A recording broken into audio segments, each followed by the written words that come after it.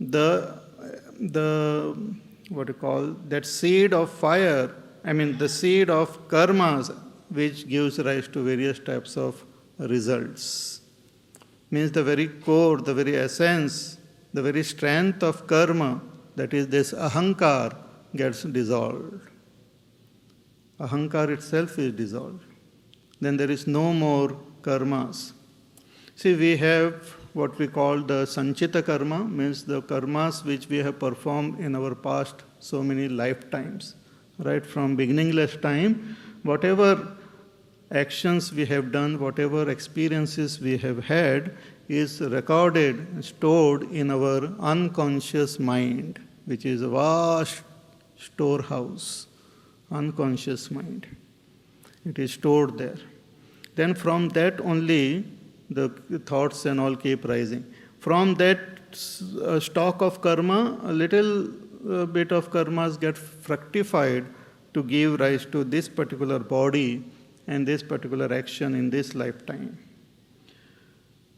And in this lifetime, whatever karmas we do, it again gives result in future.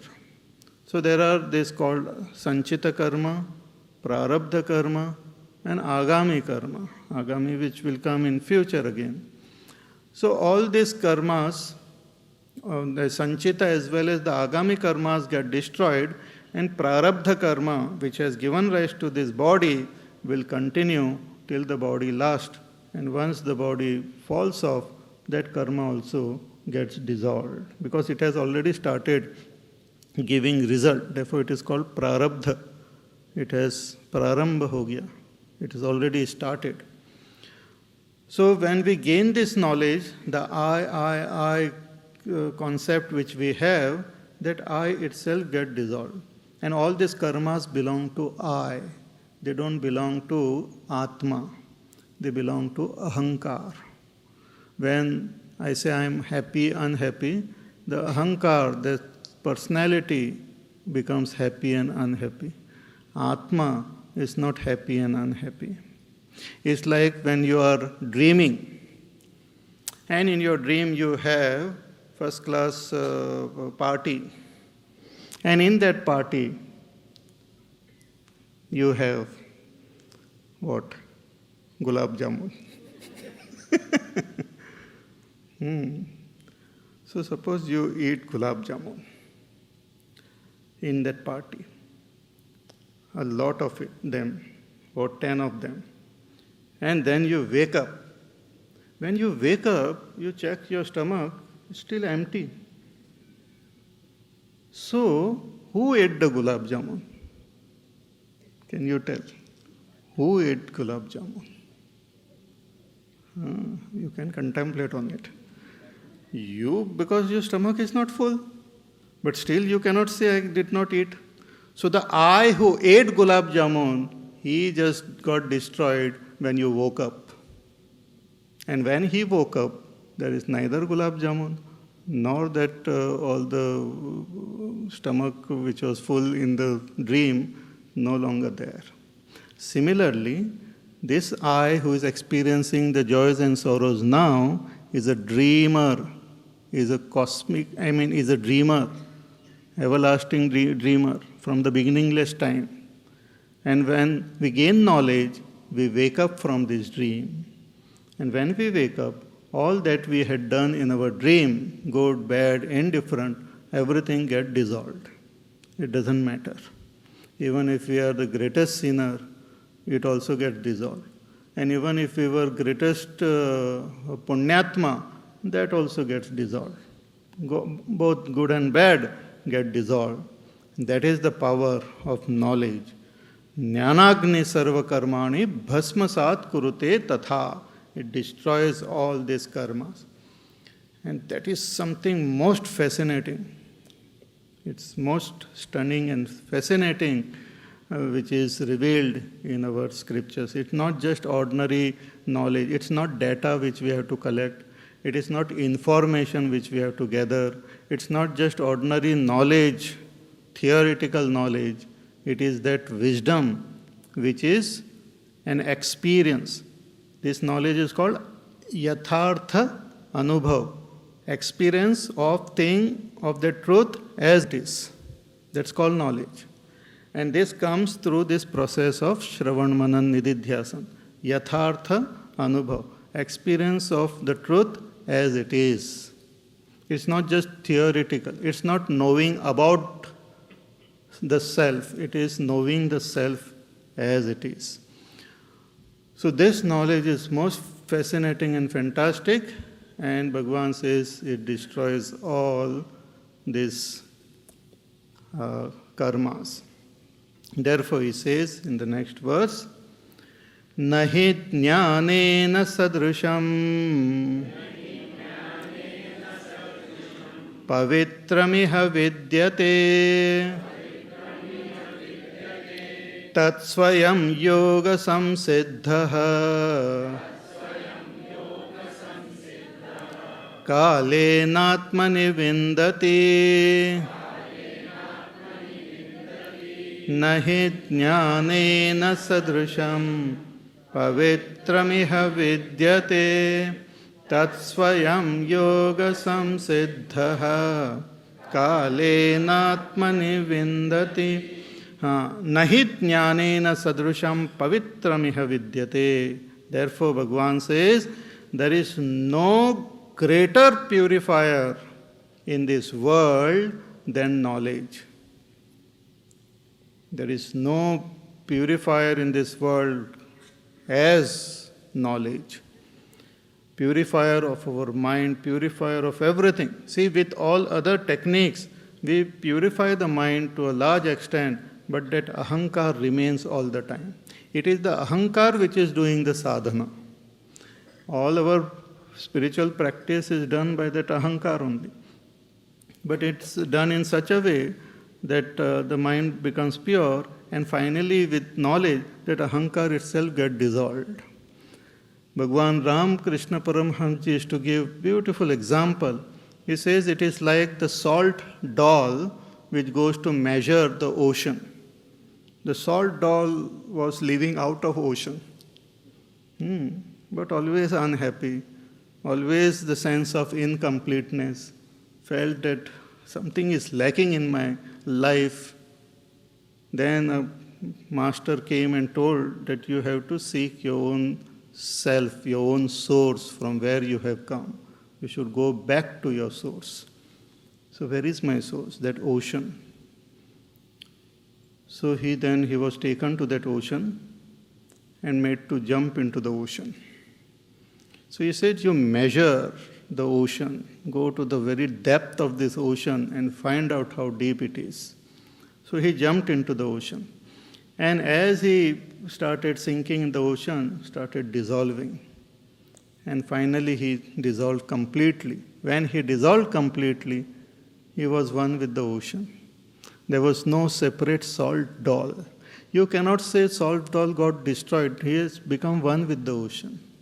Similarly, this ahankar is like a salt doll. And this self is like that ocean. We have to, through inquiry, through spiritual practice, we have to jump into our own source, try to find our own source. Bhagwan Ramana Maharshi says, you through inquiry, you find this source. Hridaya kuvar madhe kevalam brahmamatram yaham aham iti sakshat atma rupena bhati. In your own heart, that Brahma is shining like that pure I consciousness. So you dive within yourself, seek it, and remain there as your own self. So there is no greater purifier in this world than knowledge, self-knowledge. It purifies us like anything. So nahit jnanena sadrusham pavitramiha vidyate. Karma purifies, tirthayatra purifies, prayer purifies, and so many other activities, special activities which we do purify us. Special rituals can purify us. But ultimately, knowledge alone purifies us completely. Because in all this other purification, the ahankar remains. Sometimes it becomes stronger also, that I am a pure person. So ahankar also gets negated through knowledge. So therefore, this is very important that we gain knowledge. But how will it come? He said, Tat Swayam Yoga Samsiddhaha. Through yoga, means through karma yoga, we have to first purify our mind. We have to become fit to gain this knowledge. Our scripture says there are certain qualifications which are required to gain this knowledge. Technically, they are called this sadhan chatushtaya. There are 9 qualifications are there.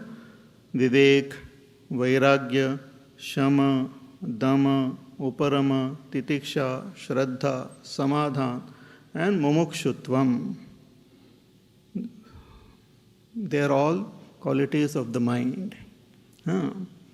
Ability to discriminate, dispassion, quietude of the mind, control over our senses, control over our thinking, ability to bear the hardships in life, faith, focusing our attention on our goal, having an intense desire for liberation. All these are qualities of the mind which are required. When we gain them, then when we listen to the realized master, when we listen to the scriptures, immediately we come to comprehend the truth. We can comprehend it, we can understand it, we can get established in that truth. So Bhagavan said, Tat Swayam Yoga Samsiddhaha. So through yoga, through karma yoga, when you have made your mind sufficiently pure, then in time, in proper time, kalena atmani vindati, in your own heart, you will acquire this knowledge. When you become absolutely pure, then you will gain this knowledge. It will be revealed to you. You will comprehend it. You will become fit instrument to receive it.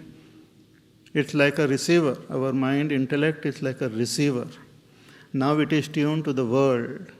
But when it is tuned to this inner self, it will receive that knowledge. So, kalena atmani vindati. And this knowledge will set you free.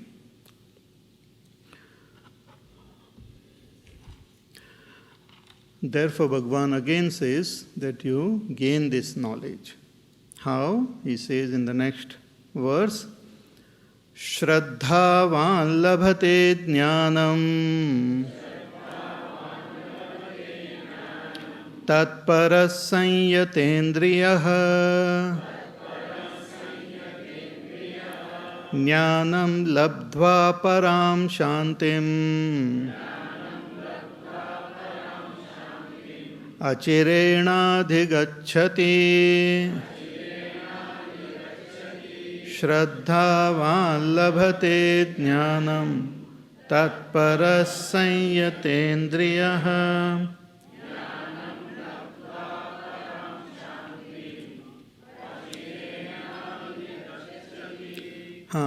These are certain qualifications which are required.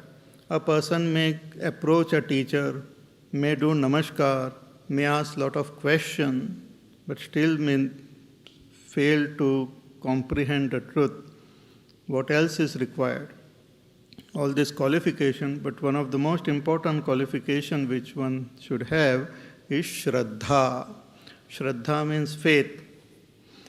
Faith means faith in what? Faith in the words of the scriptures, faith in the teacher, faith in ourselves, and faith in the ultimate, this truth which is revealed. Faith in the scriptures, that what the scriptures are saying about it is true.